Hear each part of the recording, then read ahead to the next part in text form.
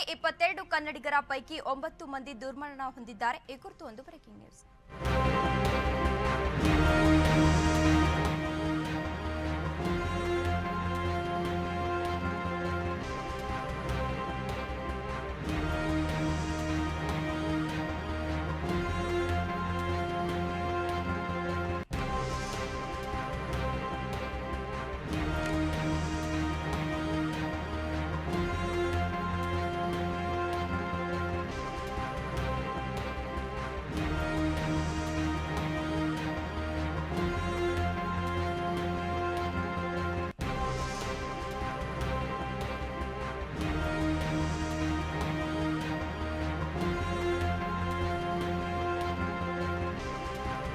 ಉತ್ತರಾಖಂಡದಲ್ಲಿ ಚಾರಣ. ಉತ್ತರಾಕಾಶಿಯ ದುರ್ಮಗ ಶಿಖರ ಸಹಸ್ರತಾಲ್ ಚಾರಣ. 22 ಕನ್ನಡಿಗರ ಪೈಕಿ 9 ಮಂದಿ ದುರ್ಮರಣವನ್ನ ಹೊಂದಿದ್ದಾರೆ. ದುರಂತಕ್ಕೆ ಕನ್ನಡಿಗರು ಸೇರಿ 9 ಜನ ಬಲಿಯಾಗಿರುವಂತದ್ದು. ಕರ್ನಾಟಕದ 13 ಜನರ ರಕ್ಷಣೆ ಸ್ಥಳಾಂತರವನ್ನ ಮಾಡಲಾಗಿದೆ. ಬೆಂಗಳೂರಿಗರೇ ಹೆಚ್ಚಿರುವ ಚಾರಣ ತಂಡ.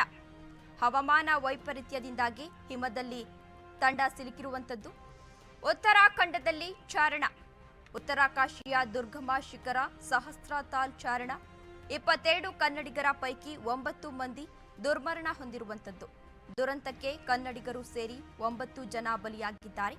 ಕರ್ನಾಟಕದ 13 ಜನರ ರಕ್ಷಣೆ ಮಾಡಿ ಸ್ಥಳಾಂತರಿಸಲಾಗಿದೆ. ಇನ್ನು ಬೆಂಗಳೂರಿಗರೇ ಹೆಚ್ಚಿರುವ ಚಾರಣ ತಂಡ. ಹವಾಮಾನ ವೈಪರೀತ್ಯದಿಂದಾಗಿ ಹಿಮದಲ್ಲಿ ಸಿಲುಕಿದ ತಂಡ.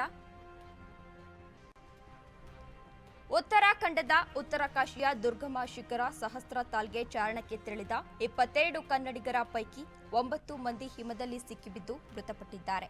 ಬಳಿಕ ನಡೆದ ಕಾರ್ಯಾಚರಣೆಯಲ್ಲಿ 13 ಜನರನ್ನ ರಕ್ಷಿಸಿ ಸುರಕ್ಷಿತವಾಗಿ ಸ್ಥಳಾಂತರಿಸಲಾಗಿದೆ. ಇನ್ನು ಸಿಎಂ ಸಿದ್ದರಾಮಯ್ಯ ಸೂಚನೆ ಮೇರೆಗೆ ಉತ್ತರಾಖಂಡ ತಲುಪಿರುವ ಸಚಿವ ಕೃಷ್ಣ ಬೈರೇಗೌಡ ಅಲ್ಲಿನ ಸರ್ಕಾರದ ಜೊತೆ ಸಮನ್ವಯ ಸಾಧಿಸಿ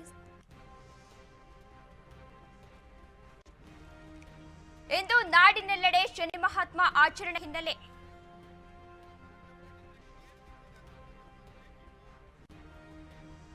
ಮೃತರಿಗೆ ಸಂತಾಪ ಸೂಚಿಸಿದ ಸಿಎಂ ಸಿದ್ದರಾಮಯ್ಯ. ಚಾರಣಿಗರು ಮೃತಪಟ್ಟು ಸುದ್ದಿ ತಿಳಿದು ನೋವಾಯಿತು. ಮೃತರ ಆತ್ಮಕ್ಕೆ ಶಾಂತಿ ಸಿಗಲಿ ಎಂದು ಪ್ರಾರ್ಥಿಸುತ್ತೇನೆ. ರಕ್ಷಣಾ ಕಾರ್ಯಾಚರಣೆ ಮೂಲಕ 11 ಜನರನ್ನ ಸುರಕ್ಷಿತವಾಗಿಸಲಾಗಿದೆ. ಕರೆತರಲು ನಮ್ಮ ಸರ್ಕಾರ ಶಕ್ತಿ ಮೀರಿ ಪ್ರಯತ್ನಿಸುತ್ತಿದೆ. ಸಚಿವ ಕೃಷ್ಣ ಬೈರೇಗೌಡ ಕೂಡ ಡೆಹ್ರಾಡೂನ್ನಲ್ಲಿದ್ದಾರೆ. ಕನ್ನಡಿಗರ ಮರಳಿ ಗೂಡಿಗೆ ಸೇರಿಸಲಾಗುತ್ತೆ ಎಂದು ಸಿಎಂ ಸಿದ್ದರಾಮಯ್ಯ ತಿಳಿಸಿರುವಂತದ್ದು. ಎಕ್ಸ್ನಲ್ಲಿ ಸಿಎಂ ಸಿದ್ದರಾಮಯ್ಯ ಈ ಕುರಿತು ಮಾಹಿತಿಯನ್ನ ಹಂಚಿಕೊಂಡಿದ್ದಾರೆ. ಚಾರಣಿಗರ ರಕ್ಷಣೆಗೆ ಸರ್ಕಾರ ಬದ್ಧ ಅಂತ ಸಿಎಂ ಅಭಯ ಹಸ್ತವನ್ನ ನೀಡಿರುವಂತದ್ದು.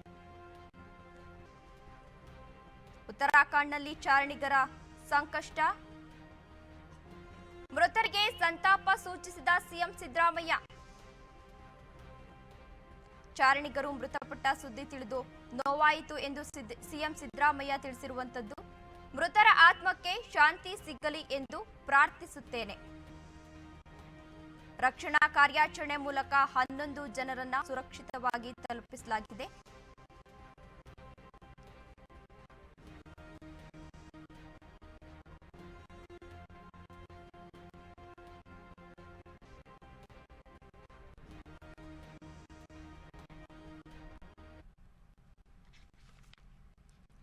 ಉತ್ತರಾಖಂಡದ ಉತ್ತರಾಕಾಶಿಯ ದುರ್ಮ ಸಹಸ್ರಾಲ್ಗೆ ಚಾರಣಕ್ಕೆ ತೆರಳಿದ್ದ 22 ಕನ್ನಡಿಗರ ಪೈಕಿ 9 ಮಂದಿ ಸಿಕ್ಕಿದ್ದು ಮೃತಪಟ್ಟಿದ್ದಾರೆ. ಬಳಿಕ ನಡೆದ ಕಾರ್ಯಾಚರಣೆಯಲ್ಲಿ 13 ಜನರನ್ನ ರಕ್ಷಿಸಿ ಸುರಕ್ಷಿತವಾಗಿ ಸ್ಥಳಾಂತರಿಸಲಾಗಿದೆ. ಸಿಎಂ ಸಿದ್ದರಾಮಯ್ಯ ಸೂಚನೆ ಮೇರೆಗೆ ಉತ್ತರಾಖಂಡ ತಲುಪಿರುವ ಕೃಷ್ಣ ಬೈರೇಗೌಡ ಅಲ್ಲಿನ ಸರ್ಕಾರದ ಜೊತೆ ಸಮನ್ವಯ ಸಾಧಿಸಿ ಸ್ಥಳದಲ್ಲೇ ಬೆಂಗಳೂರಿನವರೇ ಹೆಚ್ಚಿದ್ದ ಕರ್ನಾಟಕದ 22 ಜನರ ತಂಡ ಉತ್ತರಾಖಂಡಿಕೊಂಡಿತ್ತು.